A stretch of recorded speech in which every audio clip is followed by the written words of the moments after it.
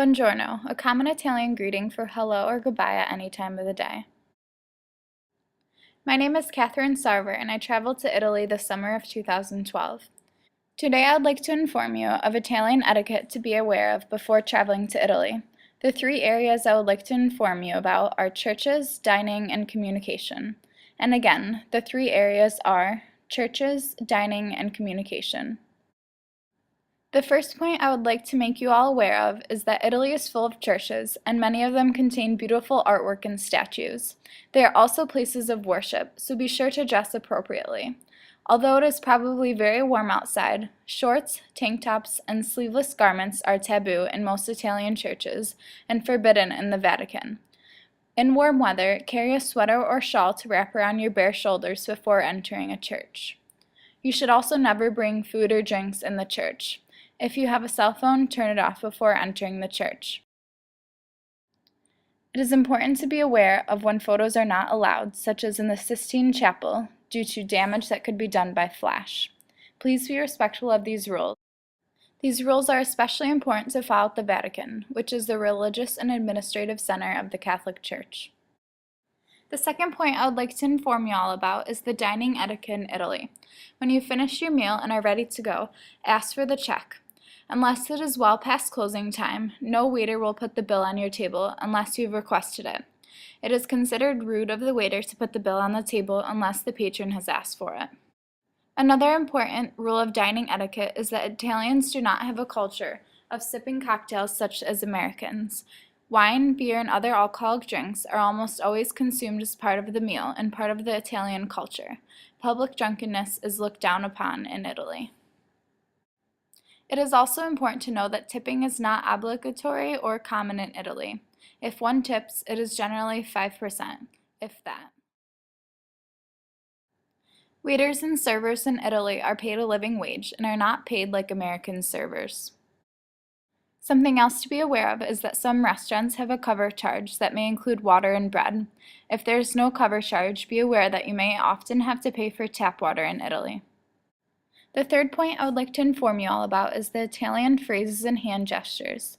A few phrases you should know are: the first is grazie, which means thank you. The second is per favore, which means please. The third is buongiorno, a common way to say hello or goodbye. And andiamo, a favorite of our tour guide, Fran, which means let's go. In Italy, entire conversations can be spoken without anyone actually speaking a single word. There are over 132 gestures you might see. Here are a few of them. The Joey. This gesture does not mean F you. It actually means I don't care. Now you try. There's an expression for it, so you'd be like this, boh. But basically we use it to say, I don't know. Huh? When is the train leaving? No idea. The WTF. Ma che vuoi? Che stai dicendo? This translates to what do you mean? Use it when Someone is talking to you and you don't agree with what they're saying, but you don't feel like interrupting them, so you'd be like thinking in the meanwhile and transmitting, what are you talking about? It's not true and blah blah blah. the Hendrix. There's more than one way to say How boring. Another gesture to show that they are bored would be this one. It's when, drug addicts look for the vein to inject heroin. heroin? That's right. You're so bored, you're searching for a vein. Enough said. The clencher.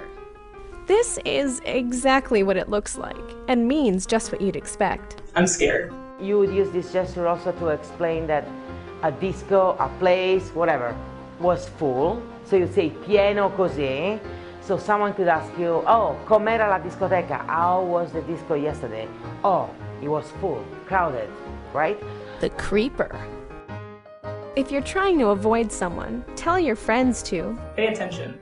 But also you can say to explain that someone is lying. So let's say I'm gossiping about someone else. I could say, oh, he's lying. The see ya. Ready to leave? Tell your friends. Let's go. Or if you want someone else to get out of your face. Imagine you are in Rome, Florence, someone is like bothering you. You just do this and you're like telling that person to leave. The bleep.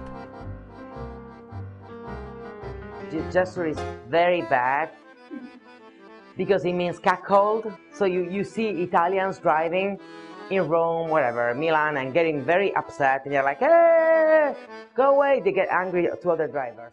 In conclusion, it is often a good idea to explore a culture before traveling to your destination. It is important to be respectful of different cultures while discovering new places. I hope today that I informed the audience about common Italian etiquette, including church, dining, and communication. And don't forget, you can never have too much gelato in Italy. Buon viaggio, also known as safe travels. Yeah, y'all know what it is. Katy Perry, Juicy J.